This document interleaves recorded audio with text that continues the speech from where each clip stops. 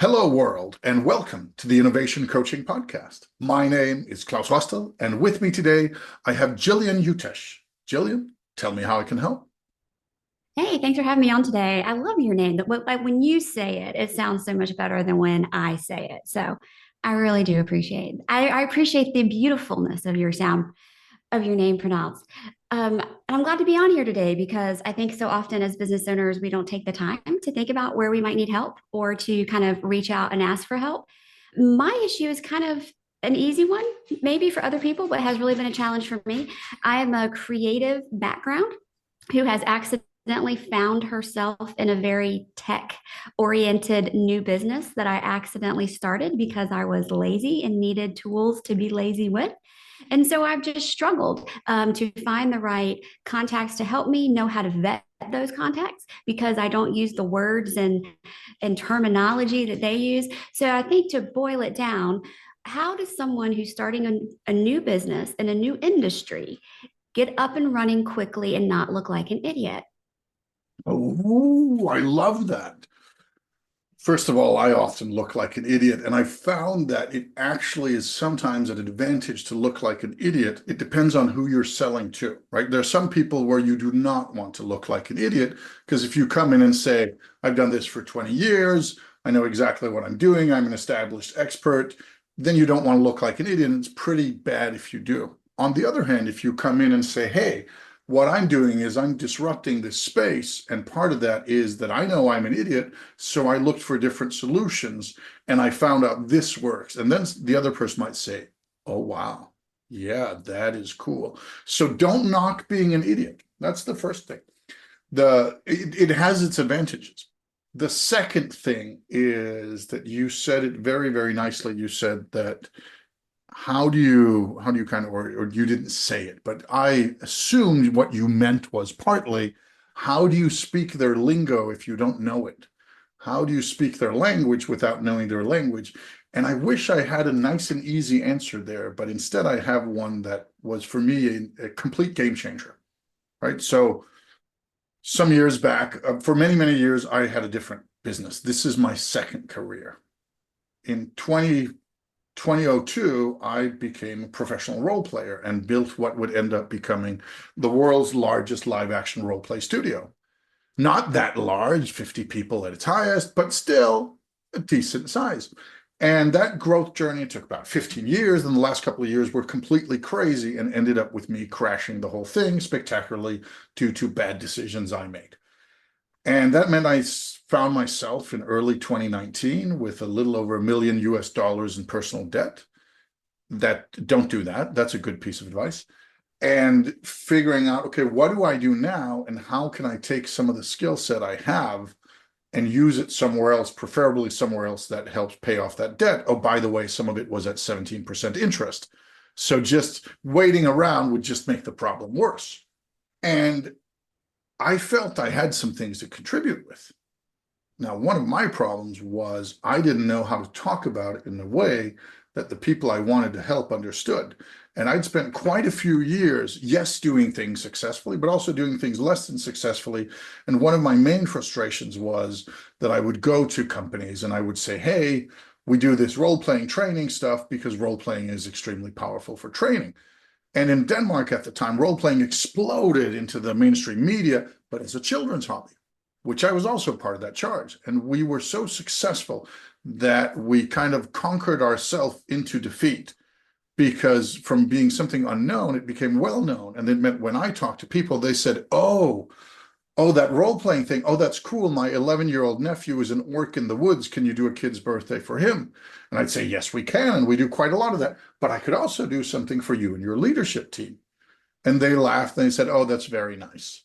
And they were not interested in that because I was trying to talk to them in my language, not theirs. And they thought they understood what I did, which of course they didn't, because it was new and they saw it through a lens that was not wrong, but just incomplete. And the example I sometimes gave when I got better at it, and I still give, is imagine Steven Spielberg coming to you. And the fact that you know who Steven Spielberg is says a lot, right? Steven Spielberg comes to you and he says, I'm going to pitch you my new World War II movie to a bunch of investors. and they say, "Oh, I love movies. I saw the one with the crab and the knife." And Stephen goes, What do you mean, the one with the crab? What? I didn't see that. Yeah, yeah, that 40-second thing on that movie platform, YouTube. He said, "Yes, that is a movie, but it's not what I do. I do feature length." And they're like, "What do you mean feature? Is it like 1 minute long? Are there always crabs?" And that was what I ran into. And it was frustrating as hell.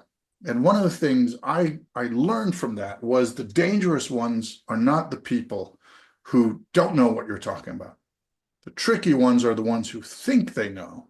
When you're still speaking a language they think they understand, but you know it means something else.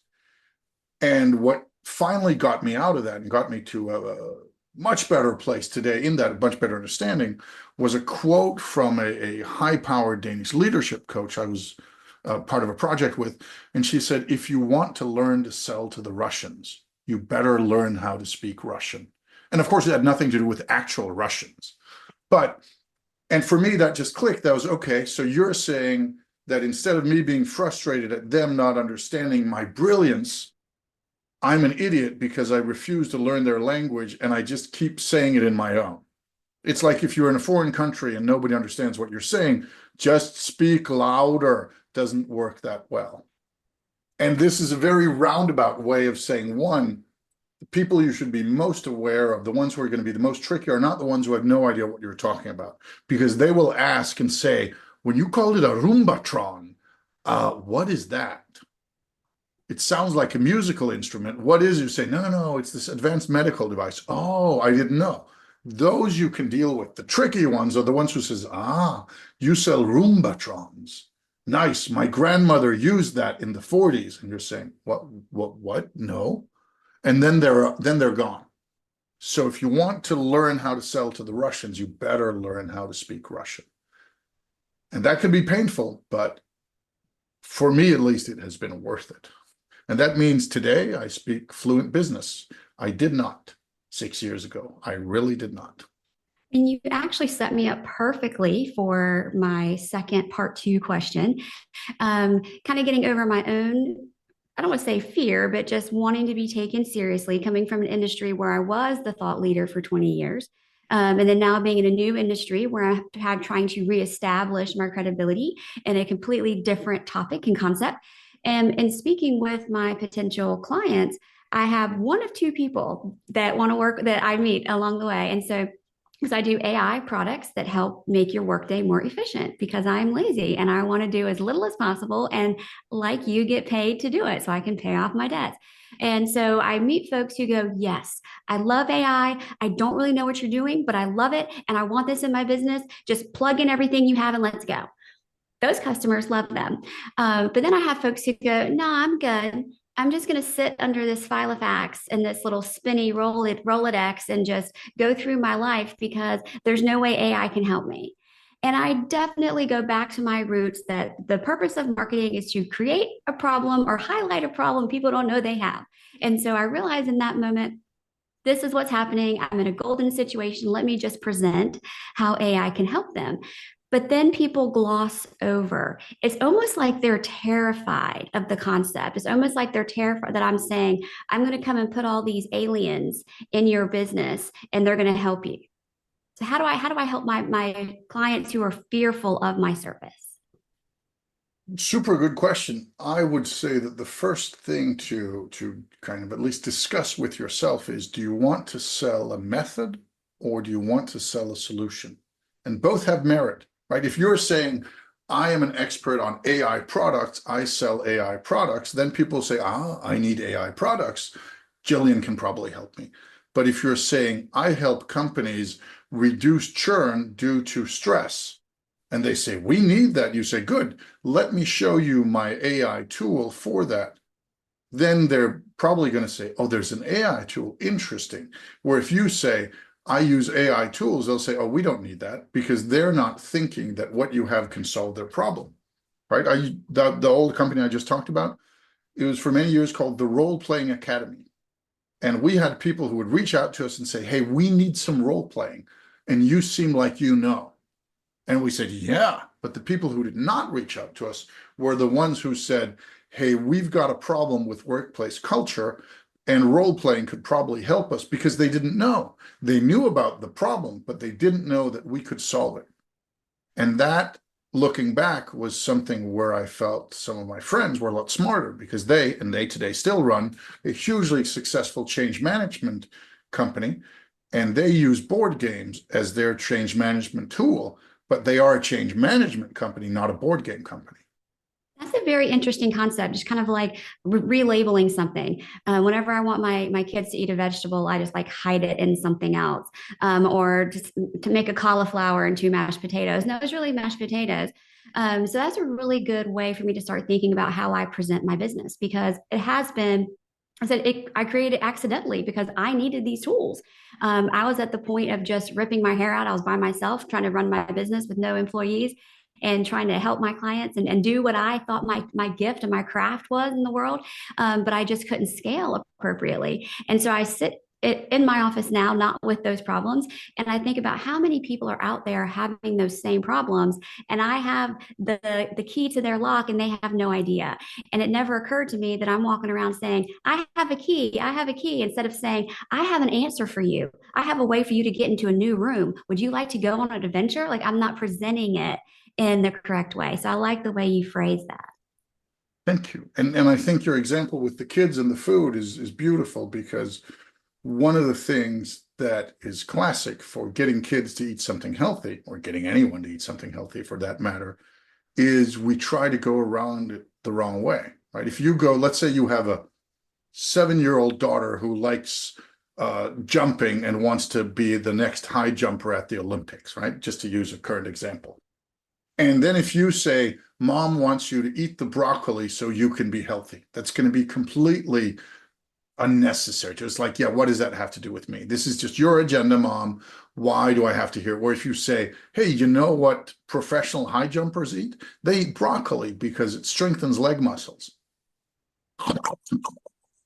And coincidentally, it's also pretty healthy, right? So if you have somebody who said, I would like to solve this problem, then you don't have to tell them that no, no, no, no, no, it's different. You could say, great, what I have here actually solved this problem, even if they immediately didn't make the connection themselves.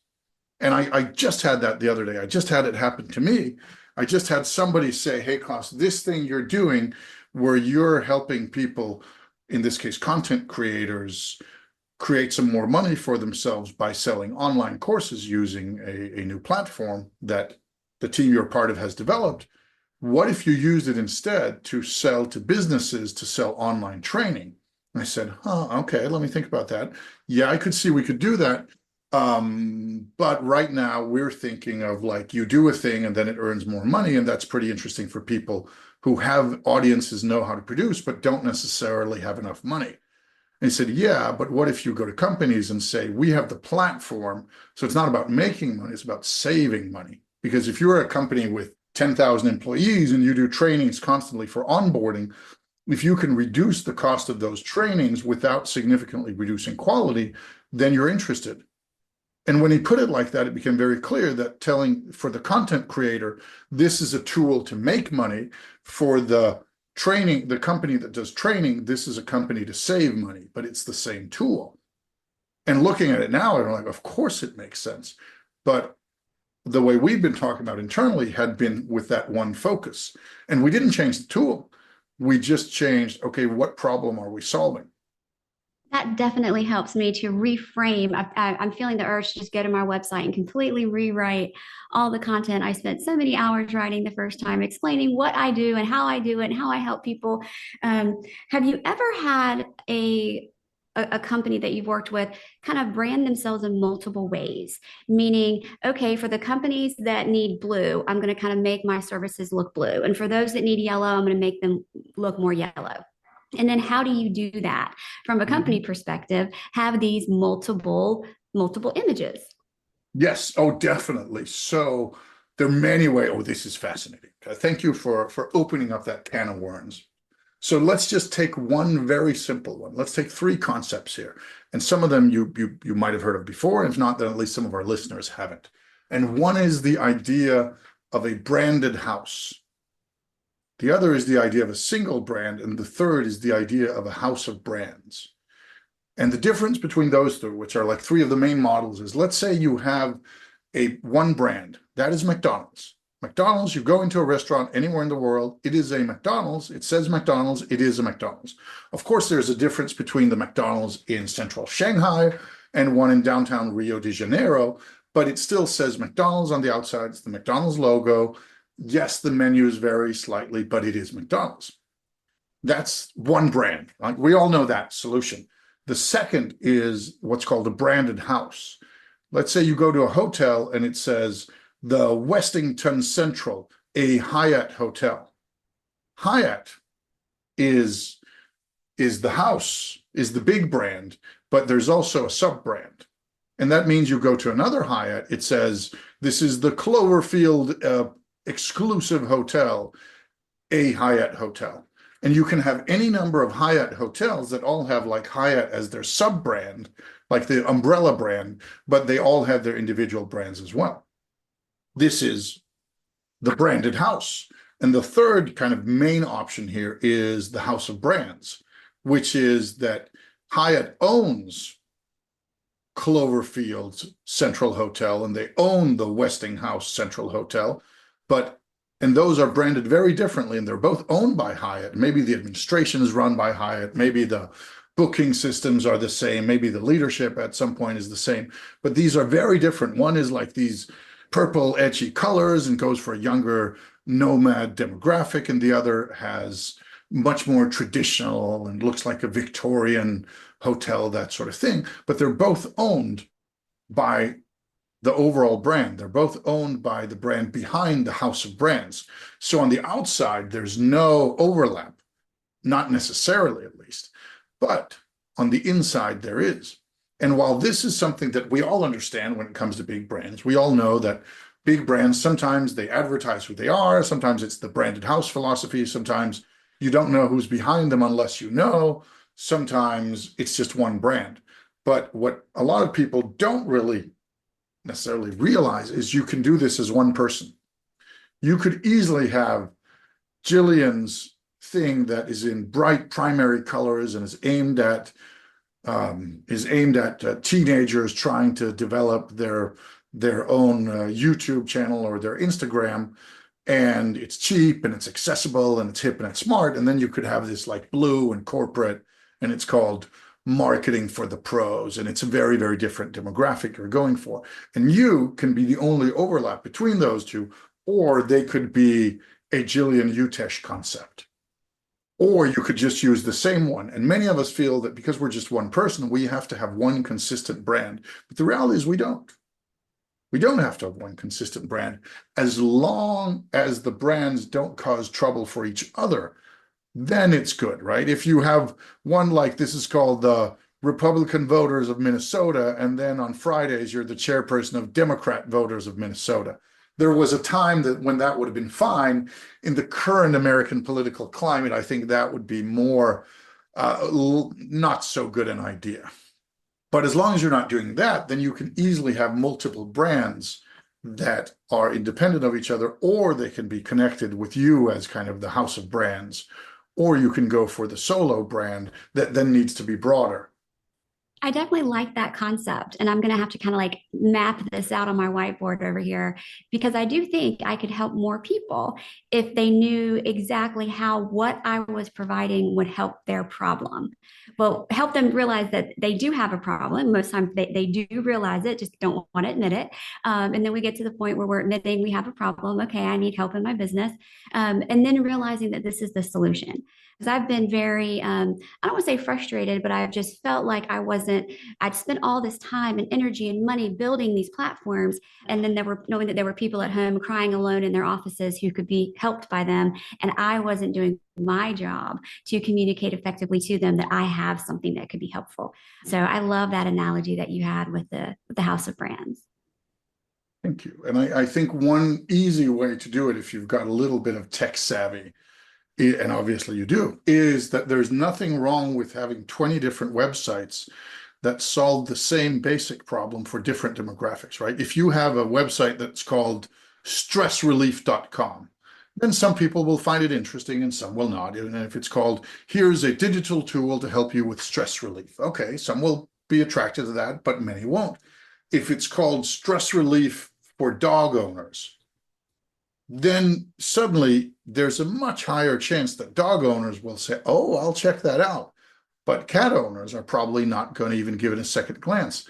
But there's nothing that keeps you from using the same tool for stress relief for dog owners and stress relief for cat owners and stress relief for high school coaches, right? Whether, as long as you're giving the individual groups something that's valuable, it doesn't matter that you're using the same thing in a different context for a different group of people. Where it gets to be problematic if you start lying about it. If you say, I've developed this tool exclusively for use of high school coaches, and then it says the same thing on the dog walker website, then it gets tricky.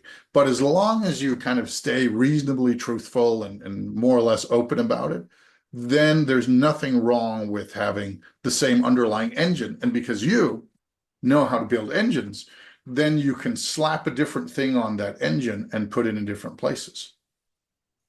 You have absolutely, I think I'm going to need to spend every Friday morning with you. I feel so inspired and just with a clearer vision on what I need to do with these things that I'm really looking forward to coming back like a little kid and showing you, put on your refrigerator. Hey, look what I did. Look how I rebranded myself and made these different these different platforms for folks for the same problem. And I feel so motivated. So I appreciate your time this morning. Very, very much appreciated. And part of, just to round off that, is that back in the role-playing days, when I would teach pedagogues and teachers how to use role-playing as a pedagogical tool, and was one of the two writers who wrote a book on that 20 years ago, is that we would, as part of our training, we would put up two scenarios. And one was 4 pirate kings are competing about who becomes the next pirate overlord. And then the next slide said 4 orc warlords are competing on who becomes the next orc shaman chief. And then we'd say these two are obviously to you the same. It's the same story, it's just in different wrapping.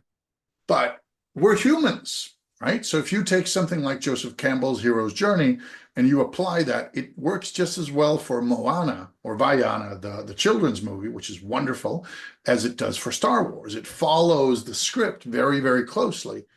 And both are great, but they definitely have different audiences. And if you tell somebody who's going in to watch Star Wars from 1977, who says, oh, you're basically just watching Vaiana with different names, or vice versa, they're going to look at you like you're an idiot. Even though it's the same story, underneath, it's definitely not the same experience that they're getting. And we sometimes forget that when we look at products, right? That because we're thinking, oh, it's the same can, but it's just different branding. That doesn't matter. Yeah, well, it turns out that there's multi-billion-dollar industries out there where all they care about is not what's in the can, but what message it conveys by the visuals of the can. And they're probably onto something. So that is whether it's orcs or cans or vegetables, or AI products, then there's something to that.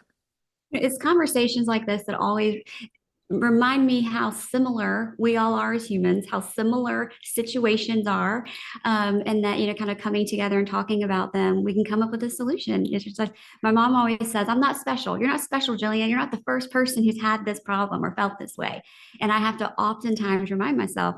And as you were talking, I'm thinking about it was right in front of my face, like Chevy and GMC. Their cars look exactly the same. One says Chevrolet on the back and one says GMC. And I have always just poked fun at that my whole life. And I'm sitting here listening to you talk, and I'm like, gosh, Jillian, why didn't I think of that as a great example of a company having two different brands that look exactly alike? But just for some reason, people are going to buy GMC that would never buy a Chevrolet. How that got ingrained in them as a toddler, I have no idea. But it must be strong enough for the United Auto Workers to make two different brands.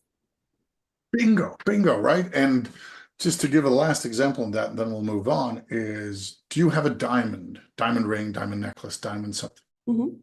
So diamonds were for many years picked out of the earth at great expense and great pain and sometimes great suffering of people doing it because they're very profitable. And then some people started making artificial diamonds. And some years back, the artificial diamonds became so good that it was impossible to tell the difference between an artificial diamond and a real natural diamond.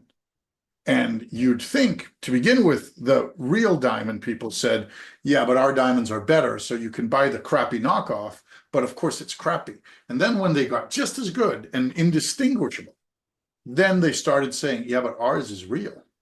This is natural. And they said, but I can't tell the difference. I can't tell the difference between the Chevrolet or the GMC. Yeah, but ours is the Chevrolet. And do real diamonds cost more than artificial ones today? Oh, yeah, they do.